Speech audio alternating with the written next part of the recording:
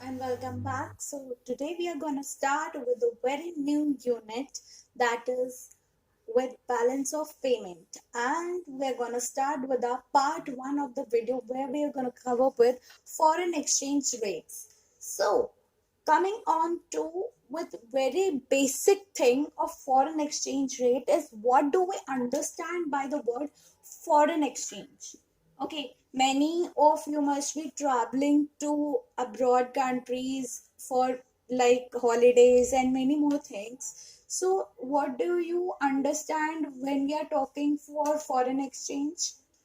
Basically, when you go to any other country, you find it difficult to exchange your home country currencies with the other countries currencies. Why this is so?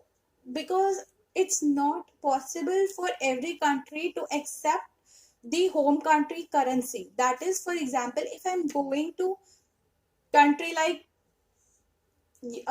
New York or Paris, or for like Dubai or any of the countries, it's not possible for me, never possible for me to always carry on with Indian currencies and go there and buy the goods. Why? Because there is no standardization, right?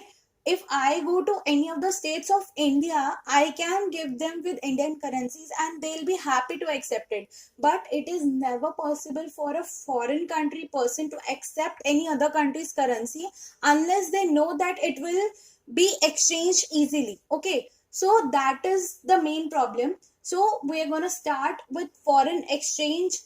What is foreign exchange? Basically, any other country's currency that is not a part of our home domestic currency. That is, for example, if we are talking in terms of India, so domestic currency for India is rupees. So when we are going to go to any other country, or if we are working with any other country's currency like dollars or yens or pounds or any other form of currency, so that we'll refer to as foreign exchange. Now coming on to, what does we mean by foreign exchange rates? What is rate? Okay, so rate will refer to when I am using my any one amount of currency. For example, I'll explain you in simple terms. Whenever we go to market to purchase any of the things, for example a simple chocolate, then we are buying 1 unit of chocolate, right? So what is the price for that? For example, if I'm buying one chocolate for 10 rupees, then 1 unit of chocolate is bought for 10 rupees. Similarly goes for foreign exchange also. One chocolate, here we refer to any other currency that we are buying or like going through with our home currency. So that is referred to as exchange rate. Okay, so when one currency is exchanged for another currency, or buyed or sold, anything we do, we refer to as foreign exchange rate. Okay, then how many types of exchanges are there in our economy? There are three types of exchanges. First is fixed, then is flexible, then is managed floating. Now what do we mean by fixed exchange rate? Fixed exchange rate is rate wherein we don't have any market intervention. That is the demand and supply, that is, and their rates, the market rates, that is for what 1 rupee we can have dollar, or for what $1 we have to pay rupees, will be decided by government. No market can intervene in it. Okay, so we can write on with definition also. What does fixed exchange rate means? It will refer to exchange rate for a country that is fixed by government. As I told, it is fixed by government, so same will become our definition. Then coming on to with flexible exchange rate. Flexible exchange rate is type of exchange rate which is determined with the help of market forces. That is, what supply is there for foreign currency and what is current demand for foreign currency. That demand and supply will decide upon the price, and that means price we refer to here is what rupees we have to pay for having one extra dollar, or what rupee we have to pay for having yen, any other thing. But under standard terms, we only talk for dollars, not any other currency. Now coming on to with managed floating. In managed floating exchange rate, there is some part of flexible also, and there is some part of fixed also. That means whenever market under flexible exchange rate are going unreasonable, that is the amount is going too high, that is people cannot demand or cannot buy with the foreign currency, so there is intervention of government where we talk it as like managed floating. Okay, so these three are the types of exchange rates. Where else, we can have in exam difference between flexible and fixed exchange rate, which is most common difference that is asked in exam. Okay, under this chapter basically. So what do we refer by differences? First, on the basis of, first we can do it with a definition only, that fixed exchange rate, uh, or we can say it like it is officially fixed in focus of gold or other any other currency, whereas under flexible exchange rate, it is determined with the help of demand and supply.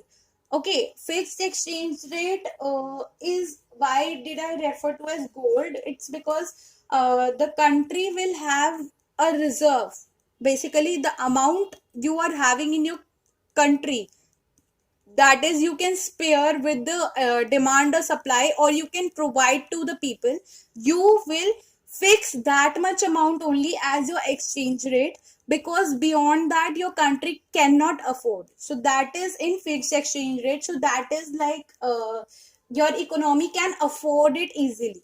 That's why we keep it as under fixed exchange rate, we keep reserves in consideration. Second point will be like it is completely or we can say government has complete control over fixed exchange rate, whereas government has no control in flexible exchange rate. Third, we can say it as exchange rate generally remains stable in fixed one, whereas it's fluctuating in flexible exchange rate. So there, these are three main differences you can consider for differences, and these differences mostly come like they can come in 3 to 4 marks, because this covers with fixed also and flexible also, so it's most common to be asked in exam. Then coming up with types of what actually we involve in fixed and flexible, how do we go with increase or decrease. Under fixed exchange rate, when we are talking, we calculate devaluation and revaluation of currency. That is whenever there we are working under fixed exchange rate and your currency values goes down or goes up, we will say it as devaluation or revaluation. Whereas if we are going under flexible exchange rate and currency value is going down or up in comparison to dollars or any other standard currency, see, dollar is considered as a standard currency for whole world, so we will be considering dollar only here. So that's why appreciation and depreciation refers to under flexible exchange rate when value is decreasing or increasing. Okay, so now coming on with proper definition of devaluation and revaluation and what does it consider of. I'll be going side by side. First, I'll be going with devaluation and revaluation. Then I'll be going with appreciation and depreciation. So, revaluation basically refers to when there is an increase in the value of domestic currency. Okay, so under revaluation, value of domestic currency increases, whereas under devaluation, the value of domestic currency decreases. So, if you want to remember what is basic difference between devaluation, and depreciation, first point is that uh, this is considered only in fixed exchange rate, whereas depreciation is considered under only flexible one. Okay, so this is the main point of view in consideration and remembering this. And devaluation refers to when the value of currency, domestic currency, falls down, and when the value of domestic currency uh, moves up, that is increases or is good from previous one. So we refer to as a revaluation. Now coming on to with appreciation and depreciation, we will say currency is depreciating when, for example, I'll go with an example. If $1 is equal to rupees 60, and now my $1 is equal to rupees 70, then I will say that my currency is depreciating because my currency's value in comparison to $1 is decreasing. Earlier I was supposed to pay rupees 60 for having $1. Now I will have to pay rupees 70 to have $1. So my value is decreasing. Value of currency is decreasing. So it will be said as depreciation. Whereas if I say that earlier I was paying rupees 60 for $1, and now I am paying uh, rupees 50 for $1, then I will say my currency is appreciating, because earlier I was paying rupees 60 for having $1, and now I have to pay more less to have $1. That is, my currency's value is getting better. So this is under flexible, and this is under fixed exchange rate.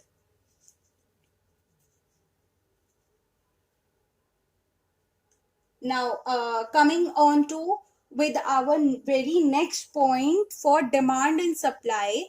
Now we are going to understand what actually considers of demand and supply, and then we'll switch to exchange rate. How do we evaluate it? So basically, this is under flexible exchange rate. Okay, and under India or any other country, it is managed to floating, because it is never possible to have a pure flexible one or pure fixed one. It's always that government will have to intervene in the market whenever there is very much high rates going on or anything else. Okay, so coming on with what actually are the reasons, basically what actually will be considered as the reasons that you may demand for foreign exchange, or your demand will rise for foreign exchange. First will be when you are importing goods and services. Okay, if you're importing goods and services, you will be paying that person, so you will have to pay them in dollars. So that is why the very first reason is import. Whenever you are importing for goods and services, you will demand for more foreign currency. Secondly, when your tourism is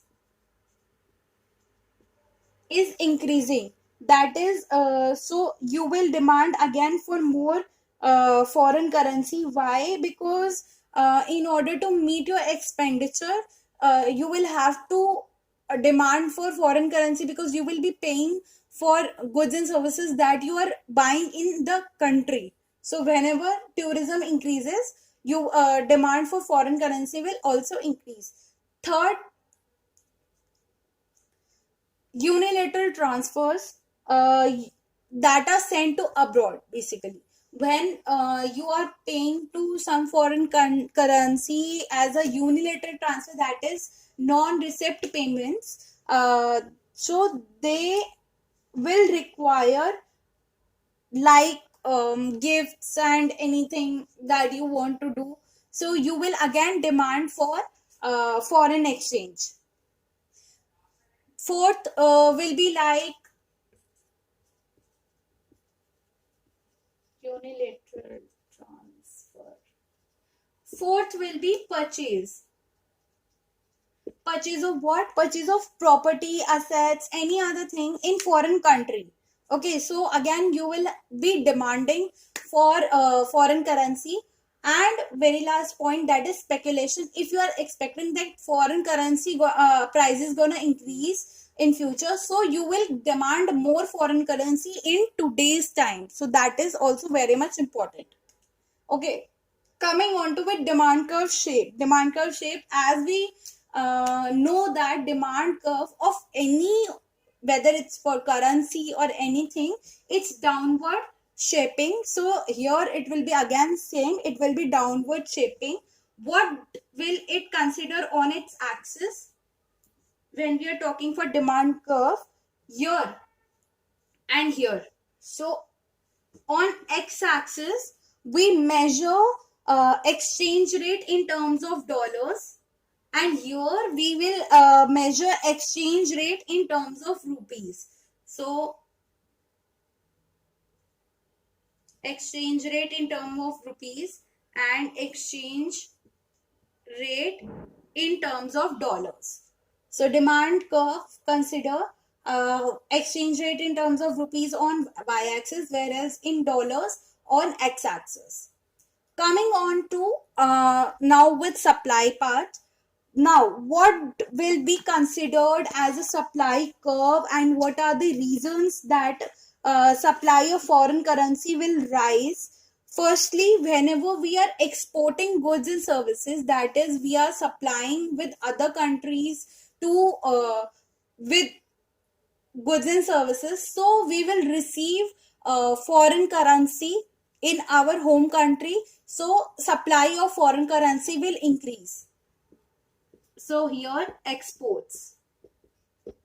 Second point that we'll be considering is foreign investment. When foreign countries invest in our home country, then we will be having more supply of foreign currency.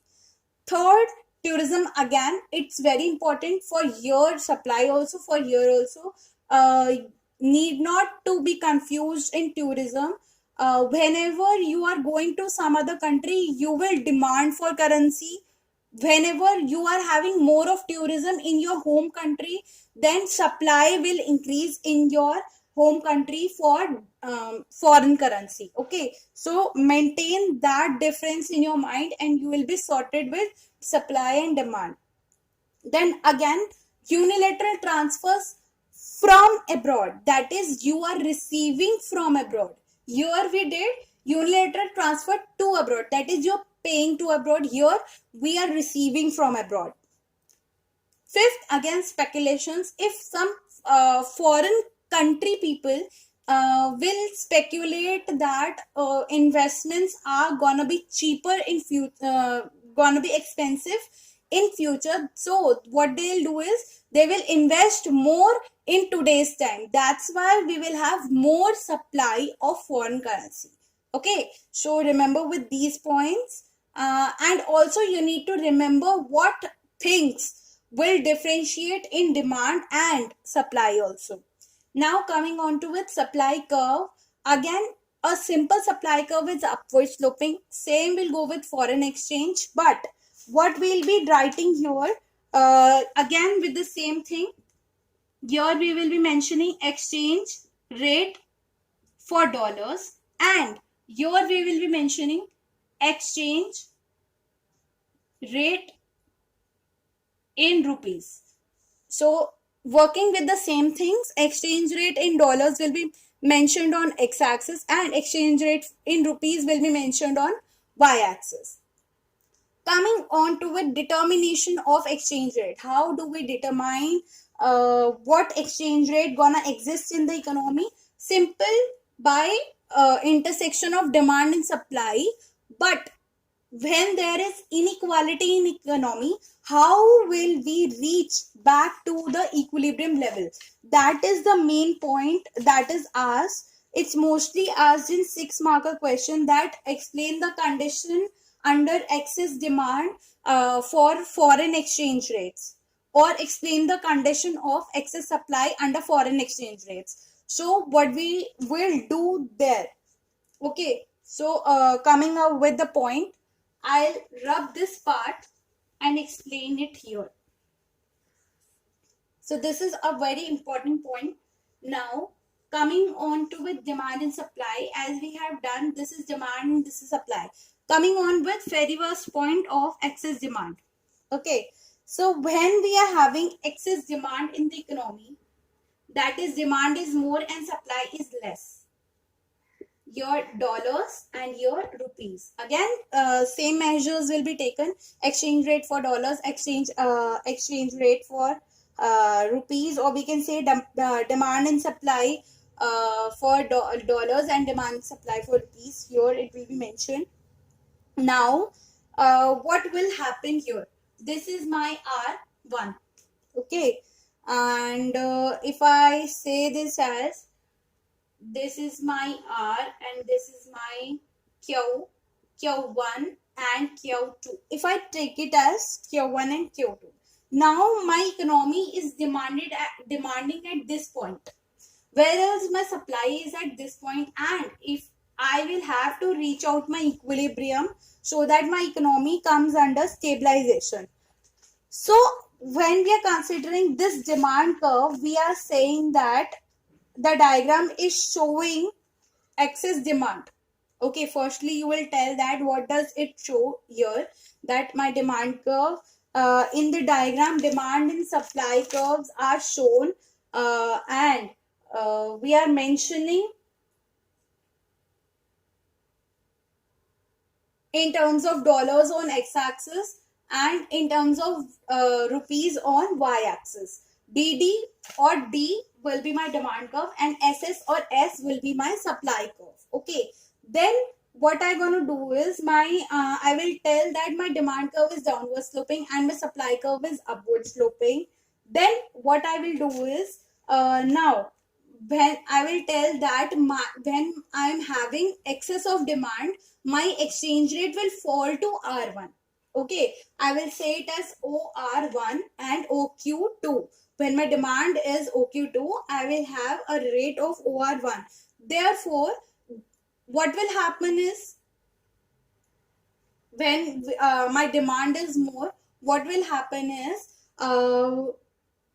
my demand, what I will do is, when, for example, let's take a general example. Okay, what happen if my demand is more and rates are less? What happen? Yes, basically when my demand is more, then my supply will fall to OQ1, as we can see it here. And in case this, we will be talking in case of excess demand only. Okay, so be careful what you are talking about, excess supply or excess demand. So under excess demand, when your demand falls to when your demand increases to OQ2, your supply will fall to OQ1, and then it will push up the exchange rate basically, in order to reach up to equilibrium level.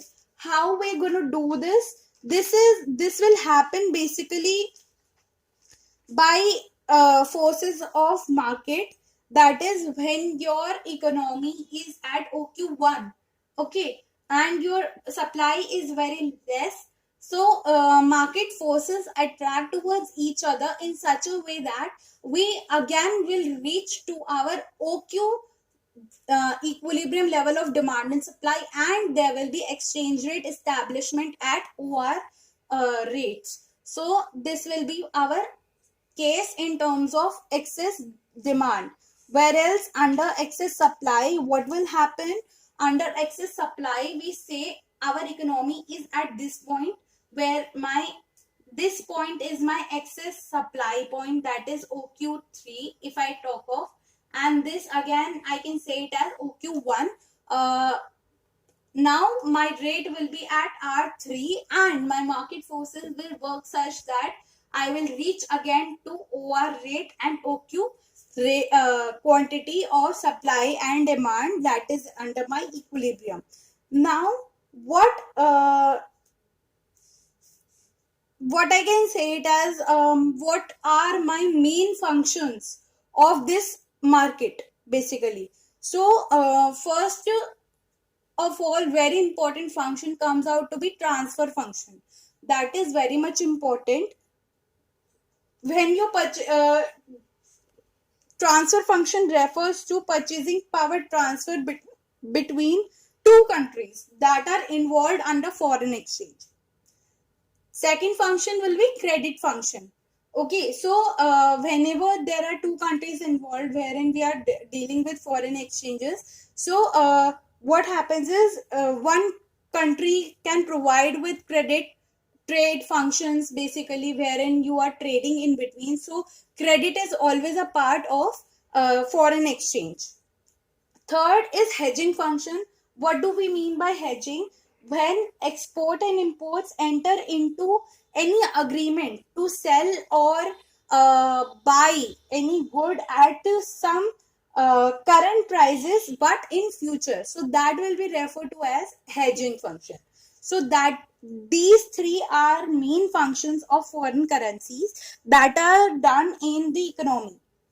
Okay, so now there is another one market question that is asked mostly in this. What is a spot market and what is a forward market? So spot market refers to wherein we are doing payments and we are having receipts and payments at a current period of time, whereas forward market is a function of hedging only. That is, we are working at current day but at some future prices, or like we are agreeing on today's price but we are dealing in future. So that is what we call it as forward market. Now there is another type of exchange. Basically we can say that differentiation in exchange rate is done on the basis of nominal exchange rate and real exchange rates. So it is very much important to understand. Now nominal exchange rate refers to prices of foreign currency in foreign currency only, but real exchange rate refers to prices of foreign currency uh, or foreign goods in terms of domestic goods. Basically, here under real exchange rate, we involve goods and this involve prices. So this is very much important to understand. Okay, why am I saying that these parts are important? Because once you understand with these topics, you can very well differentiate in such type of things. So that's all with foreign currencies and part 1. Next we are going to do with the part 2, that is balance of payment, the next part of this unit. Thank you very much.